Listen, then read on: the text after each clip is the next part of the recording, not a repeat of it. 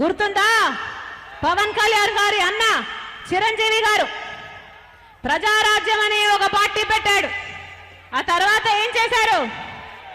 ఏ కాంగ్రెస్ పార్టీకైతే వ్యతిరేకంగా ప్రజారాజ్యం పార్టీ పెట్టాడో అదే కాంగ్రెస్ పార్టీకి హోల్సేల్ గా దాన్ని అమ్మేసుకున్నాడు.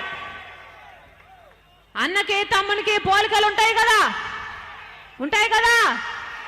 పవన్ కళ్యాణ్ గారు కూడా ఇప్పుడో ఎప్పుడో జనసేన పార్టీని హోల్సేల్ అమ్మా కాంగ్రెస్ పార్టీ రాజశేఖర్ రెడ్డి గారు ఉన్నప్పుడు కాంగ్రెస్ పార్టీ, ఇప్పుడు కాంగ్రెస్ పార్టీలో ఏముందమ్మా? రేవంత్ రెడ్డి ఒక దొంగ ఉన్నాడు. దేవుడా మరి రాజశేఖర్ రెడ్డి గారిని ఎక్కడ గౌరవిస్తున్నారమ్మా? కాంగ్రెస్ పార్టీ రాజశేఖర్ రెడ్డి గారిని ఒక దొంగలాగా ఎఫ్ఐఆర్ లో చేర్చింది కాంగ్రెస్ పార్టీ. ఆయన పేరుని 30 సంవత్సరాలు సేవ చేసుకుని రాజశేఖర్ రెడ్డి గారి బ్రతికున్నంత కాలం ఇంద్రుడు చంద్రుడు అని పోగిరాడే. మరి రాజశేఖర్ రెడ్డి గారు ఆ పార్టీని 2 సార్లు ఇక్కడే కాదు కేంద్రంలో కూడా అధికారంలోకి తెచ్చాడే. మరి అలాంటి ఆయన చచ్చిపోతే ఆయన పేరుని ఎఫ్ఐఆర్ లో చేర్చిన పార్టీ ఏది? కాంగ్రెస్ పార్టీయే కదా. మరి కాంగ్రెస్ పార్టీ రాజశేఖర్ రెడ్డి గారికి మోసం చేయలేదా? మరి రాజశేఖర్ రెడ్డి గారిని వెన్నుపోటు పొడిచింది కాంగ్రెస్ పార్టీ కదా. మరి ఎందుకు వేయాలయ్యా కాంగ్రెస్ పార్టీకి ఓట్లు? ఎలా ఉంది ఇప్పుడు కాంగ్రెస్ పార్టీ? అసలు కాంగ్రెస్ పార్టీ అధ్యక్షుడు ఎవడు? ఒక తెలుగుదేశం పార్టీ నాయకుడు. ఓటుకు నోటు కేసులో అడ్డంగా దొరికిపోయిన ఒక దొంగ. నడపండి అమ్మా, నడపండి. వైఎస్ఆర్ తెలంగాణ పార్టీలోకి మీలాంటి వాళ్ళకి ఎప్పటికైనా అవకాశం ఓపెనే ఉంది. రండి, ఆహ్వానిస్తున్నాం, అందరూ చేరండి. వైఎస్ఆర్ తెలంగాణ పార్టీకి మాత్రమే మళ్ళీ రాజశేఖర్ రెడ్డి గారి సంక్షేమ పాలన తీసుకొచ్చే సత్తా ఉంది. కాంగ్రెస్ పార్టీ ఏమీ చేయదు. కాంగ్రెస్ పార్టీ రాజశేఖర్ రెడ్డి గారు పోయినాక కాంగ్రెస్ పార్టీనే 5 సంవత్సరాల అధికారంలో ఉంది. మరి ఏం చేసింది కాంగ్రెస్ పార్టీ? కాంగ్రెస్ పార్టీ సాధించలేదు రాజశేఖర్ రెడ్డి గారి ఘనత. రాజశేఖర్ రెడ్డి గారే కాంగ్రెస్ పార్టీకి ఘనత సాధించి పెట్టారు. అది వాస్తవం.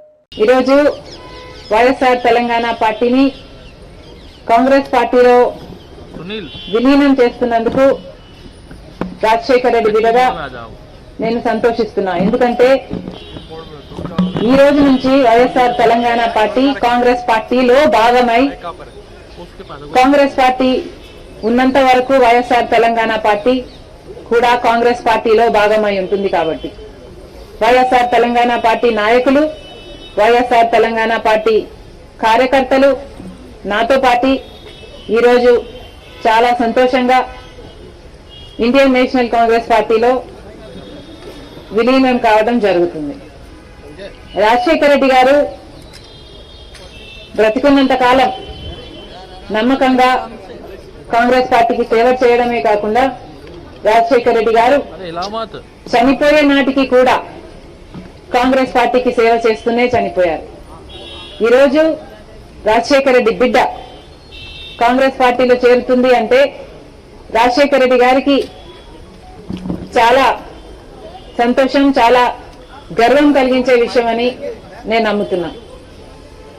ఎందుకంటే ఈరోజు మన దేశంలోనే అతిపెద్ద సెక్యులర్ పార్టీ కాంగ్రెస్ పార్టీ. కాబట్టి కాంగ్రెస్ పార్టీ మన స్వాతంత్రం వచ్చినప్పటి నుంచి పునాదులు వేయడం దగ్గర నుంచి ఈ దేశాన్ని కట్టడం దగ్గర వరకు కాంగ్రెస్ పార్టీ హస్తం ఉంది.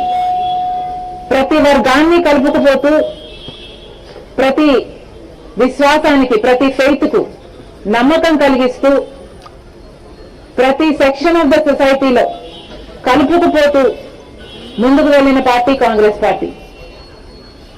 కాంగ్రెస్ పార్టీ ముందు కూడా రాహుల్ గాంధీ గారి నాయకత్వంలో, ఖార్గే గారి నాయకత్వంలో ప్రజలందరికీ మేలు చేస్తుందని సంపూర్ణంగా విశ్వసిస్తూ, రాజశేఖర రెడ్డి గారి కళ, ఏ కళ అయితే రాజశేఖర రెడ్డి గారు రాహుల్ గాంధీని ప్రధానమంత్రిని చేయాలి అని మనస్ఫూర్తిగా కోరారో